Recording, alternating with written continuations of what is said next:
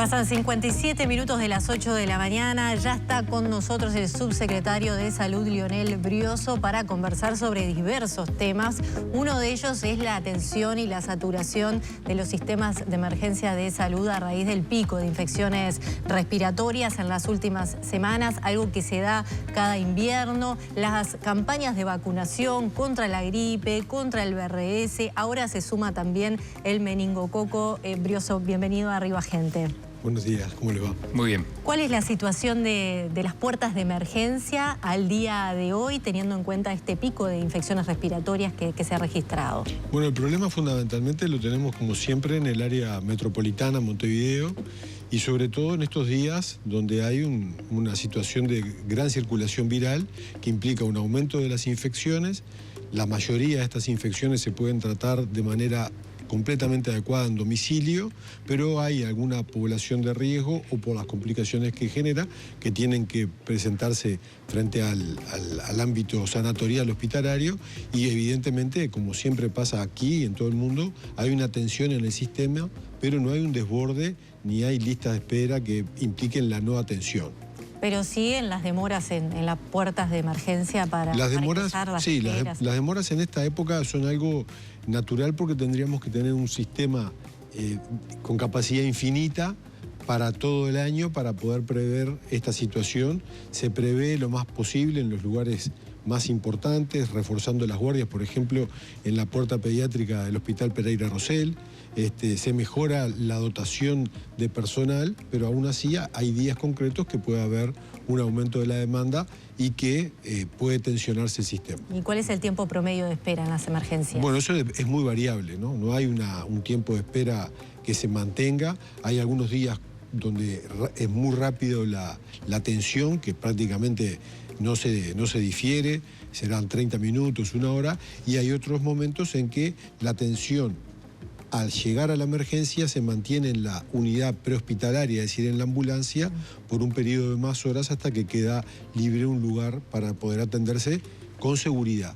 Lo importante que nosotros decimos es que hay que mantener la continuidad asistencial en todo el periodo, desde la atención en domicilio, la atención prehospitalaria si es necesario un traslado y que el traslado se quede con el usuario hasta que pueda ingresar al centro sanatorial si eso es lo que se requiere. ¿Puede darse un vínculo, doctor, entre este año en particular, ¿no? Pienso, los casos que se han dado de infecciones respiratorias con los bajos niveles de vacunación contra la gripe que se han dado? Bueno, hay un tema ahí que nos preocupa, no es un tema doméstico de nuestro país, sino es un tema regional y global, y es una tendencia bastante difícil de poder interpretar a una desconfianza mayor en las vacunas, probablemente vinculada con lo que fue la experiencia tan dramática del COVID, que paradójicamente al COVID no hay ninguna duda que lo paró la ciencia y la vacunación justamente contra el virus, ¿verdad? Pero quedó como una especie de desconfianza o de saturación de esa situación. Eso es un elemento que está influyendo, y el otro elemento que hemos detectado es que nosotros hemos previsto que en nuestro país todas las instituciones del sistema tienen que tener, y pueden tenerlo porque están disponibles, todas las vacunas para todas las personas. Es decir, no hay que ser afiliado a una institución o usuario de ACE para vacunarse en esa institución o en ACE, sino que cualquiera nos podemos vacunar en todos lados, es un derecho que tenemos, y lo que hemos encontrado es que algunas instituciones no están previendo esa situación con las puertas de vacunación abiertas para todas las personas en todos los lugares, y eso puede ser alguna barrera que haga que uno vaya y finalmente no se pueda vacunar. ¿No lo están previendo porque no tienen la vacunación correspondiente o simplemente no están dando el servicio porque no son afiliados a determinada institución? No, las vacunas están disponibles, se fueron compradas, incluso, como ustedes saben, se hizo un gran esfuerzo para incorporar una nueva vacuna que es la del meningococo para los niños pequeños, para prevenir un evento muy agudo y fulminante que es el púrpura. Por lo tanto, están disponibles en cantidad y en calidad. Lo que hay es una logística que algunos prestadores tienen que ajustarla porque es su obligación hacerlo, y lo que creo que es importante es que los televidentes que nos están viendo sepan que pueden ir a cualquiera de los lugares y ahí tener la vacunación que precisen, ¿verdad? ¿Y qué pasa si voy y me dicen, no la tenemos, no te podemos vacunar, vos no sos socio de acá? ¿A dónde puede acudir esa persona? ¿Dónde puede hacer la denuncia?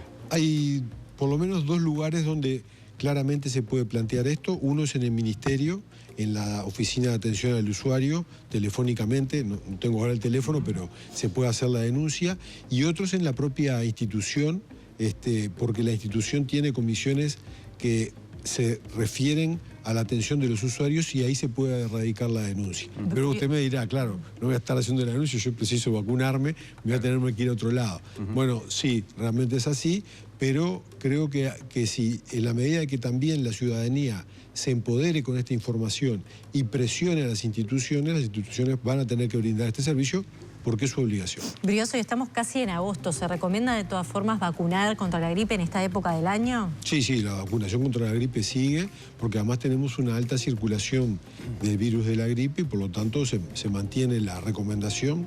De hecho, esta semana, que es la semana de las infecciones de transmisión sexual, tenemos varias acciones con respecto a las infecciones de transmisión sexual, pero también a la vacunación contra los virus respiratorios y se está ofreciendo la vacuna. Doctor, le quería preguntar porque en las últimas horas trascendió de una nueva cepa, a propósito del COVID, ¿no? Esta cepa Frankenstein que se ha registrado en Brasil. Han hablado algunos infectólogos. ¿Qué monitoreo está haciendo Salud Pública sobre eso y qué preocupación genera? Bueno, el COVID es una infección que, como se dijo, terminó la emergencia y la pandemia, pero se ha vuelto endémico. Es decir, el COVID circula entre los seres humanos en todo el mundo globalizado y la posibilidad de nuevas cepas sigue existiendo. Esta nueva cepa tiene algunas variantes en su acción clínica, provoca disfonía, provoca un problema respiratorio mayor, pero aparentemente no es más grave que la Omicron P1, aquella que había ingresado, y en principio estaría cubierta por los mecanismos vacunales que hoy están presentes, pero creo que tenemos que acostumbrarnos a que este virus ha llegado para instalarse como epidémico y que probablemente la prevención de la vacunación sea mantenida en el tiempo, así como lo que tenemos para la gripe, porque las posibilidades de ir cambiando siguen existiendo. ¿Y tenemos los test en Uruguay como para detectar esa variante? La variante esa no se detecta por un test comercial, sí hay los test de COVID, sino que por secuenciación de esa secuencia génica que tiene, que tenemos la posibilidad de hacerlo, pero no se hace masivamente, no es importante hacerlo masivamente, sí eventualmente en algún caso respiratorio que no evolucione de manera adecuada.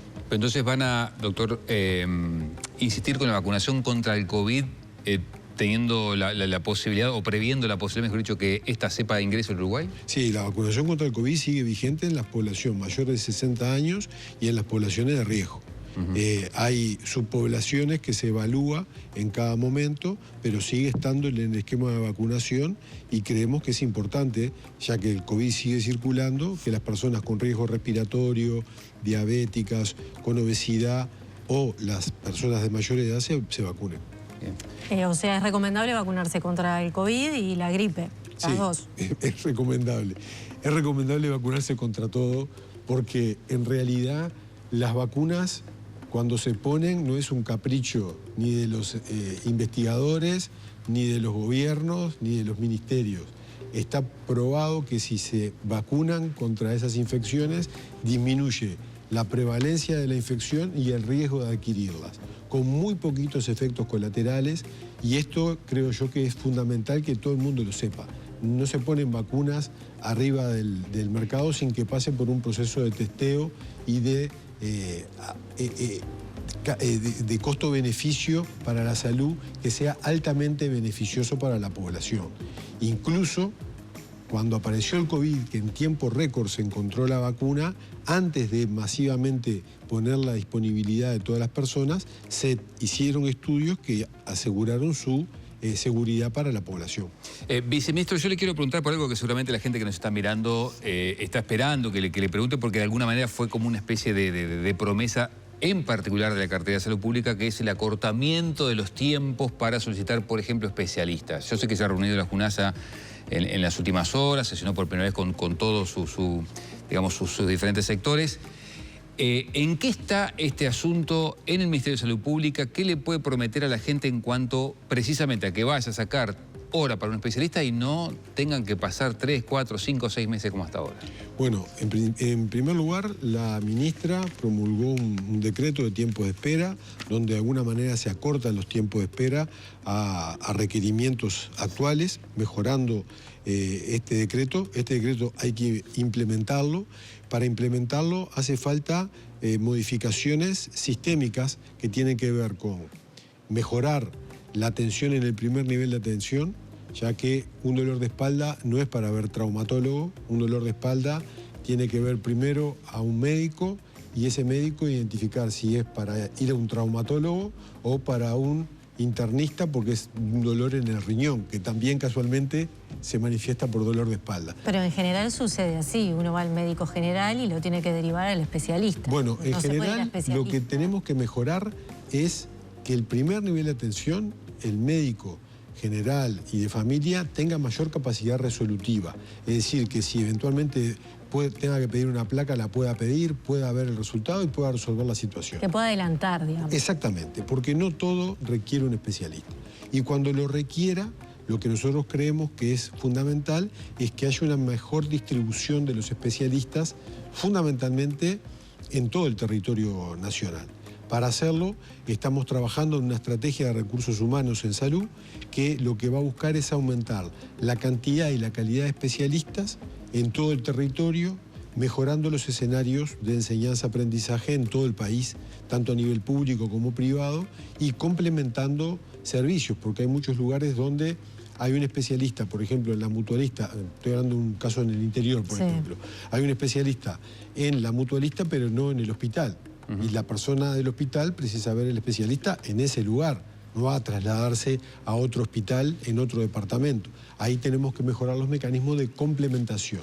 Estamos trabajando en eso y creemos que ya ha habido una cierta mejora, pero tenemos que involucrarnos mucho en este cambio cultural también, que significa que no todo requiere de ver especialistas. Es más, lo que se plantea es que la mayoría de las consultas no requieren de especialistas, sino que pueden ser resueltos por los equipos de primer nivel de atención, y en esa dirección es que estamos, ¿verdad? ¿Y cuándo se va a poner en práctica ese decreto entonces? Bueno, estamos trabajando para dar las condiciones en las instituciones para que puedan cumplirlo, porque de nada sirve un decreto que después no se pueda controlar porque no se puede implementar.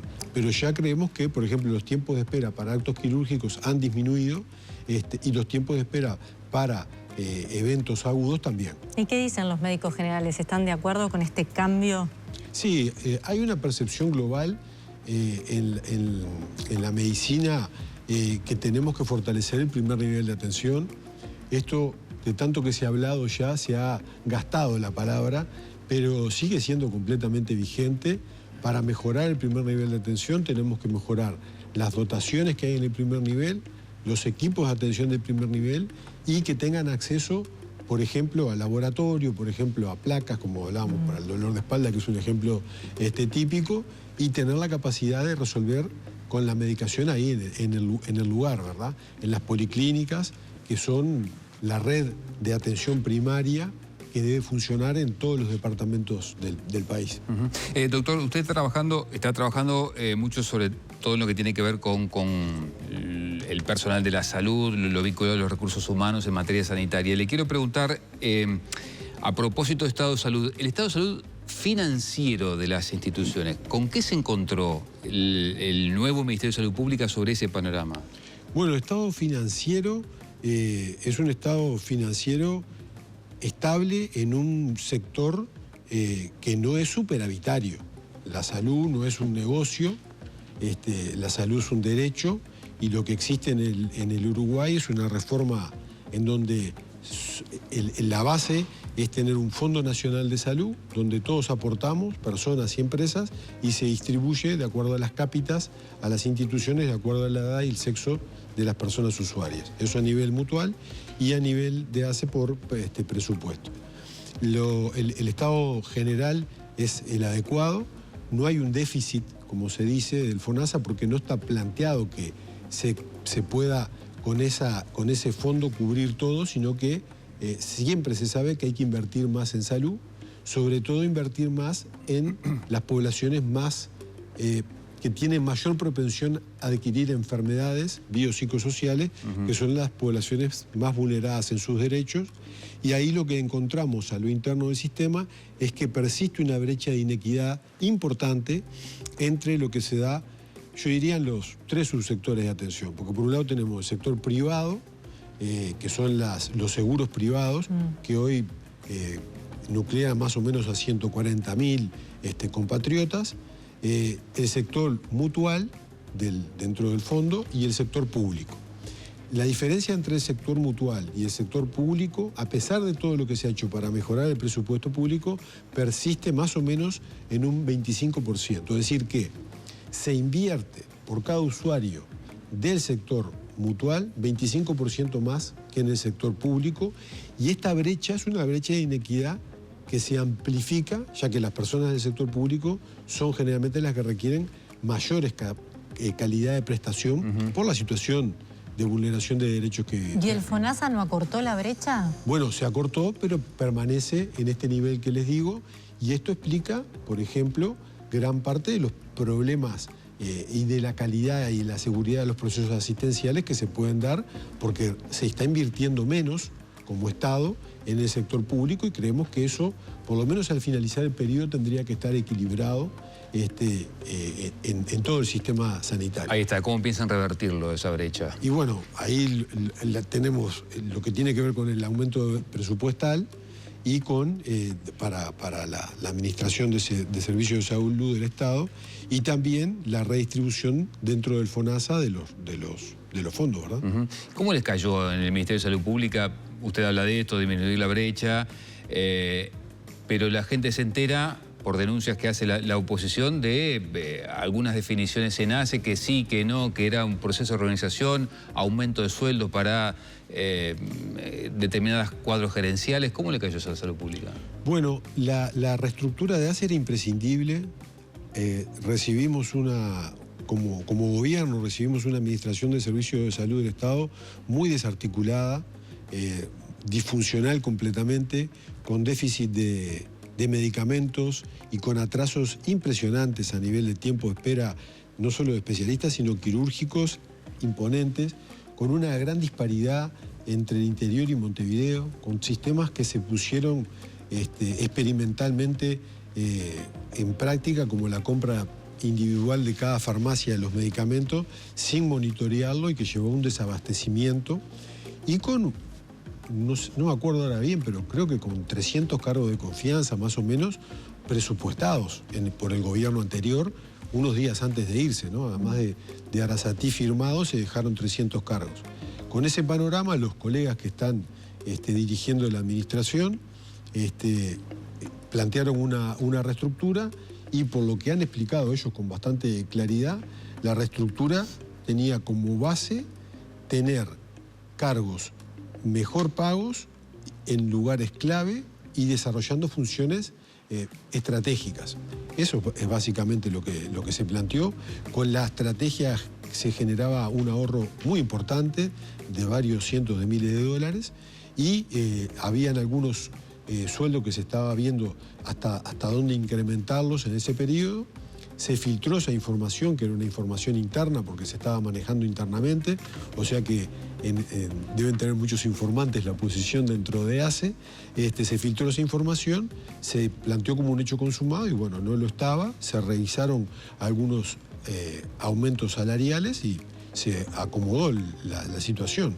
En realidad, creo que lo que hubo fue una discusión que se hizo pública sin tener que ser pública, porque se estaba debatiendo el tema de los aumentos salariales, y finalmente primó una sensación de equilibrio, en un sistema que ustedes tienen que saber.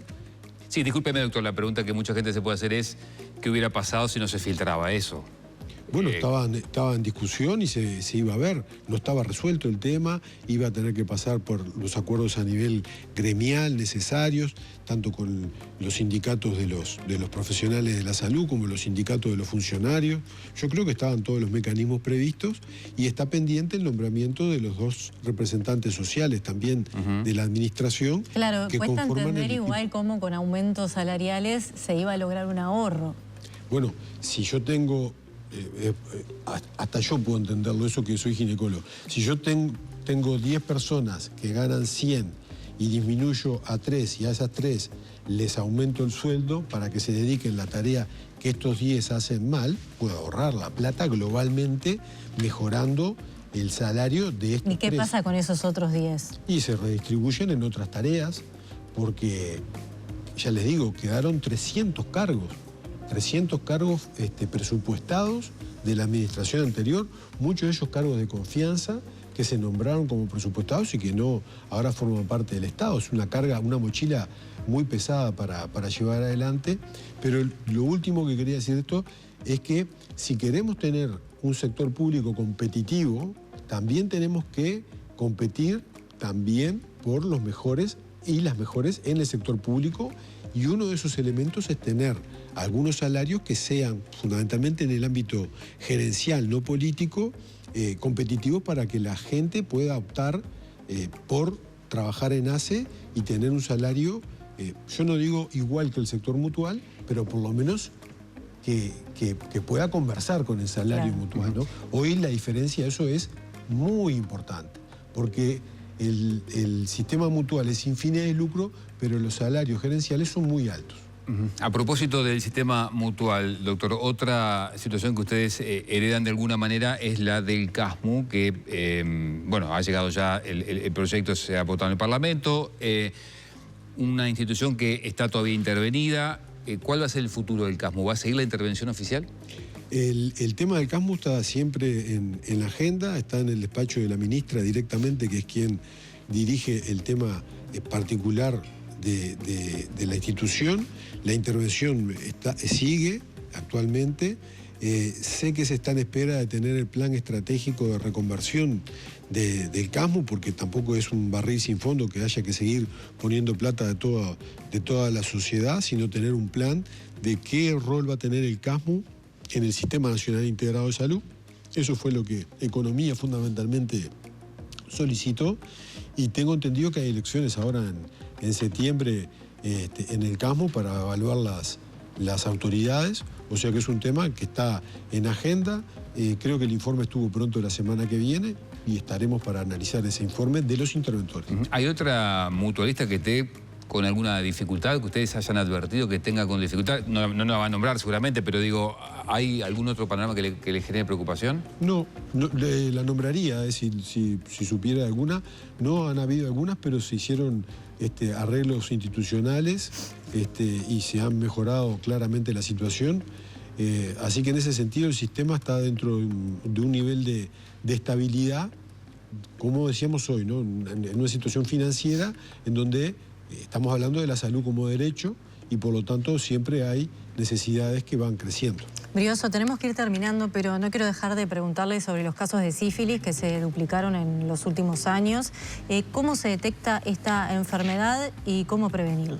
El caso de la sífilis es un caso notorio de un indicador de inequidad social, ya que ha aumentado en todo el sector sanitario, pero fundamentalmente en el subsector público, donde se atienden las personas con mayores niveles de vulneración de derechos y mayor pobreza. ¿No tienen acceso a preservativos gratis? Tienen acceso a preservativos gratis, pero muchas veces la situación de violencia en la que viven estas mujeres hace que sea muy difícil negociar el uso del preservativo con sus parejas. Estas mujeres se diagnostican muy fácilmente, porque el diagnóstico de sífilis es muy fácil. ¿Mediante sangre o orina? Mediante sangre, un pinchacito, un test rápido se puede ya saber. Ahí mismo se trata con el antibiótico más antiguo y más seguro que existe, que es la penicilina, y se soluciona el problema de ese caso. El problema es que si la mujer, por ejemplo, vive una situación de violencia a nivel intrafamiliar con su pareja, no tiene capacidad de negociación del uso de preservativo y la pareja, que es lo que estamos viendo, no se trata, la vuelve a recontagiar. ¿Y ahí qué puede pasar? Y ahí se tiene que detectar nuevamente y tratar nuevamente. Pero en ese interín, por ejemplo, en situaciones como el embarazo, el germen que produce la sífilis puede pasar a través de la placenta, infectar la placenta, infectar el feto e incluso provocarle graves enfermedades, que es la sífilis congénita, e incluso la muerte.